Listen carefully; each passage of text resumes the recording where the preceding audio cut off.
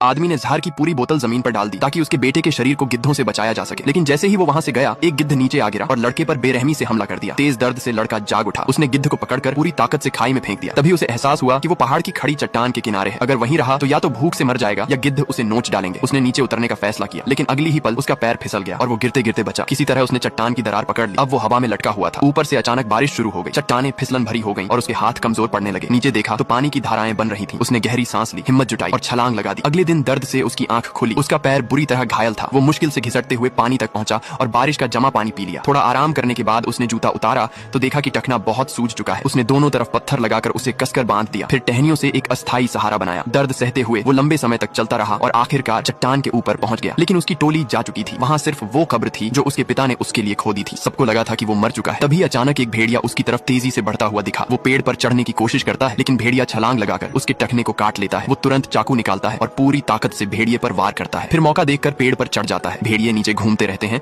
और हार नहीं मानते। अगले दिन तक बाकी भेड़िए चले जाते हैं सिवाय एक घायल भेड़िए के। वो चाकू और टहनी से एक भाला बनाता है और धीरे धीरे उसके पास जाता है। भेड़िया आंख खोलकर कराहता है। उसका दिल पिघल जाता है। वो धीरे से रस्सी डालता है और उसका मुंह पकड़कर घाव देखने लगता है। रात होने पर वो उसे अपने साथ लेकर गुफा में छुप जाता है। सुबह उठता है तो देखता है कि भेड़िया रस्सी से छूट चुका है और उसे घूर रहा है, लेकिन वो डरता नहीं। वो धीरे धीरे पानी लेकर उसके पास जाता है। भेड़िया समझ जाता है कि उसका इरादा गलत नहीं है और शांत हो जाता है। लड़का खुद चलने में असमर्थ था, खाना भी नहीं मिल रहा था, तो उसे कीड़े खाकर गुजारा करना पड़ा। भेड़िया भी भूखा था। अगले दिन वो एक खरगोश पकड़ने में कामयाब हो जाता है।